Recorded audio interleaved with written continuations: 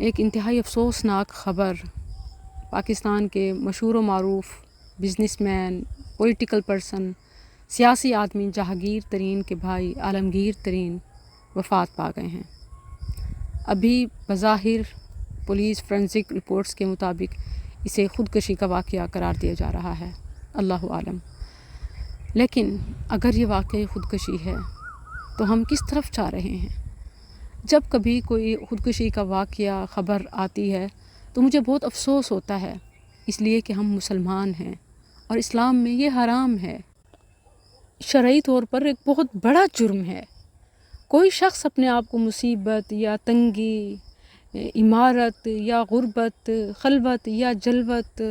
غصے یا ڈپریشن یا ہائپرنیس کسی بھی وجہ سے قتل کرتا ہے تو وہ اپنے آپ کو اللہ کی سزا کا مستحق ٹھہراتا ہے۔ اس حوالے سے متعدد آیات اور احادیث ہیں۔ سورہ نساء آیت 29 میں اللہ عز و جل کا فرمان ہے وَلَا تَقْتُلُوا أَنفُسَكُمْ، کسی حرام کام کا ارتکاب کر کے کسی بھی وجہ سے تم اپنی جان لینے کا بھی حق نہیں رکھتے، اللہ نے حرام کیا۔ وَلَا تَقْتُلُوا أَنفُسَكُمْ، اور ساتھ تسلی بھی دی إِنَّ اللَّهَ كَانَ بِكُمْ رَحِيمًا، یعنی کوئی بھی پریشانی ہے، کوئی بھی وجہ ہے، جان لینا پھر بھی الاؤ نہیں ہے، پھر بھی جائز نہیں ہے۔ کیوں؟ کیونکہ اللہ بہت مہربان ہے، وہ اس مصیبت سے بھی نعمت کے، رحمت کے راستے نکالنے والا ہے، اس پر یقین رکھو۔ اصل بات یہ ہے کہ ہمیں سوسائڈ کی حرمت کا، کہ یہ حرام ہے، یہ کوئی آپشن نہیں ہے، اس کا ہمیں احساس اور علم ہی نہیں ہے۔ اور دوسرا یہ کہ اللہ کی رحمت سے نا امیدی بھی، اس پر بھی بیلیو نہیں کہ ایون ہماری ڈپریشن سے، ٹینشن سے اللہ یقیناً رحمت کا، نعمت کا دروازہ کھولے گا۔ اچھا دیکھا جائے تو اس معاملے کو جیسے سوسائڈ کا کیس قرار دیا گیا ہے، تو ڈاکٹرز، اسپیکرز اس معاملے میں کیا کہہ رہے ہیں کہ چونکہ وہ شادی شدہ نہیں تھا، 63 ایئرز ایج تھی اور ابھی تک شادی نہیں کی تھی، تو یہ ایک ڈپریشن اور تنہائی کی وجہ سے ایسا ہوا ہے، تو تنہا نہیں رہنا چاہیے۔ دوسری طرف میں سوچ رہی تھی کہ بالکل ایسے ہی ہے، اللہ عز و جل کے ہر حکم میں، شریعت کے ہر کام میں حکمت ہے، کہ نکاح کی جو سنت ہے اس میں بھی حکمت ہے، اور انسان تنہائی سے بچ جاتا ہے اور ایک اچھے ساتھی کا حصول ممکن ہے، مخلص ساتھی جو آپ کے پل پل کا ہر سانس میں شریک ہے۔ اور دوسری طرف یہ بھی کہ صرف معاملہ اس کا نہیں ہے،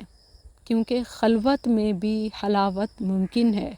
کتنے عبادت گزار تنہائی میں، محراب میں سکون سے مالا مال تھے۔ دوسری طرف آپ دیکھیں تو یہ بہت بڑے سپورٹس مین بھی تھے، کیونکہ یہ ملتان سلطان کے آنر بھی تھے، اور اسی طرح بہت بڑے بزنس مین بھی تھے، جنوبی پنجاب میں کوک اور پیپسی کے فرنچائز کے مالک تھے۔ لیکن دیکھیں کہ سکون نہ دولت میں ہے، نہ خلوت میں ہے، نہ جلوت میں ہے، بہت سوشل تھے، کہ آپ دیکھیں کہ مطلب سپورٹس مین کبھی تنہائی پسند نہیں ہوتا، وہ مقابلوں میں شریک ہوتا ہے، انعقاد کراتا ہے۔ پاکستان میں جتنا انہوں نے سپورٹس کو فروغ دیا تھا اس میں ان کا بہت بڑا حصہ ہے، اور یہ کوئی ایسے نہیں کوئی جاہل یا معمولی انسان تھے، بلکہ برکلے یونیورسٹی آف کیلیفورنیا سے انہوں نے بیچلر کیا، اور اسی طرح بڑے ہی معروف انسٹیٹیوٹ سے ماسٹر بھی۔ تو مطلب آپ دیکھیں کہ دنیاوی جو سٹینڈرڈ تھے وہ سب ان کے پاس تھے، لیکن اگر واقعی یہ سوسائڈ کا معاملہ ہے تو اس کے باوجود اب تو اس بات کو سمجھ لیجئے کہ سکون صرف یاد الہی سے ہے، صرف یاد الہی سے، نہ سپورٹس سے، نہ فزیکل ایکٹیویٹیز سے، نہ سوشلائزنگ سے، نہ تجارت سے، نہ دولت سے، نہ کسی اور چیز سے، صرف اور صرف یاد الہی سے ہے۔ پھر خلوت ہو یا جلوت، غربت ہو یا عمارت، انسان دل کے سکون سے مالا مال ہوتا ہے، یاد الہی سے۔ الا بذکر اللہ تطمئن القلوب۔ اور یہاں اس پیغام کو بہت پھیلائیے تاکہ ہر ایک کے کانوں میں، دل دماغ تک یہ بات پہنچ جائے کہ اللہ نے ہماری شریعت میں جان لینے کو کبھی بھی کسی آپشن کے طور پر الاؤ نہیں رکھا۔ صحیحین میں نبی صلی اللہ علیہ وسلم سے یہ حدیث ثابت ہے، آپ صلی اللہ علیہ وسلم نے فرمایا جس نے اپنے آپ کو کسی لوہے سے قتل کیا تو وہ لوہا اس کے ہاتھ میں ہوگا اور وہ جہنم کی آگ میں ہمیشہ اس سے اپنے آپ کو مارتا رہے گا، اور جس نے اپنے آپ کو زہر سے قتل کیا تو وہ زہر اس کے ہاتھ میں ہوگا اور جہنم کی آگ میں اس کے گھونٹ وہ بھرتا رہے گا۔ تو یہ سوچنا کہ مر جائیں گے یا اپنے آپ کو مار ڈالیں گے، سوسائڈ کر لیں گے تو جان چھوٹ جائے گی ساری ٹینشن سے، پریشانی سے، اپنے آپ کو ہی مار دوں بس سکون آ جائے گا سب کو اور مجھے بھی، یہ کہیں نہیں ہے، ایسا کبھی نہیں ہے۔ مر کر بھی سکون نہ پاؤ گے تو کہاں جاؤ گے؟ اس بات کو تو سوچو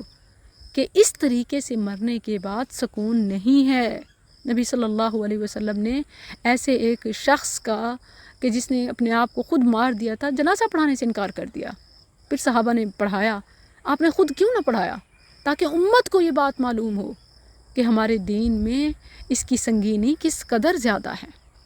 اللہ عز و جل معاف فرمائے، یقیناً وہ غفور الرحیم ہے۔ مسلمانوں کو خاص طور پہ انسانوں کو یہ بات سمجھ آ جانی چاہیے کہ اپنی جان لینے کی اجازت کبھی بھی کسی بھی حال میں نہیں ہے۔ ایسے شخص کو مرنے کے بعد بھی سکون نہیں ملتا، وگرنہ آپ دیکھیں کہ اگر لوگ کہتے ہیں کہ ٹینشنوں کی وجہ سے مر جائیں گے پھر ٹھیک ہوگا، اگر کسی ڈپریشن میں ٹینشن میں مر گئے نا پھر واقعی ٹھیک ہوگا، یعنی وہ ایون موت بھی سکون کا باعث ہوگی، کیونکہ انسان نے خود اپنی جان نہیں نکالی بلکہ رب کی تقدیر پر راضی رہا اور حتیٰ کہ اسی میں وفات پا گیا۔ تو اس حال میں ایون ٹینشنوں میں، پریشانیوں میں بھی خطرے کا کھلاڑی بنتے رہنا، چیلنجز کو فیس کرنا، اسلام میں اس پر بھی اجر ہے۔ خوش رہیے، پرسکون رہیے، رب کی یاد کو اپنائیے، فزیکل ایکٹیویٹیز، تھوڑا سیر، نیچر، گرینری، اور اسی طرح خوبصورت لوگ، خوبصورت ساتھ، خوبصورت ماحول اور اللہ کی سینری، مناظر کا مشاہدہ کرنا، اور اس میں اللہ کی تسبیحات، خود اپنے لیے اور دوسروں کے لیے کسی اچھائی کا سبب بننا، یہ بہت بڑی دولت ہے۔ یہ وہ دولت ہے کہ جو بازاروں سے نہیں ملتی، جو مارکیٹ سے نہیں ملتی، جس سے بادشاہوں کے بھرے ہوئے خزانے بھی بھرنے کے باوجود خالی ہوتے ہیں، اور سب نہ ہونے کے باوجود بھی یاد الہی ہو تو جی خوشی سے سرشار ہوتا ہے۔ جی خوش ہے تو کانٹوں پہ بھی آرام بہت ہے، وگرنہ بڑے بڑے شہروں میں لگژری اپارٹمنٹس بھی بے سکونی کا باعث بنتے ہیں۔ اور یہ چیز صرف یہی اس واقعے کی حد تک نہیں ہے، بلکہ آئے روز اس طرح کے واقعات میڈیا پر عام ہوتے ہیں، وائرل ہوتے ہیں۔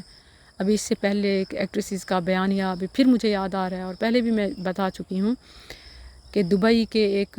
7 اسٹار ہوٹل کے لگژری بیڈ سے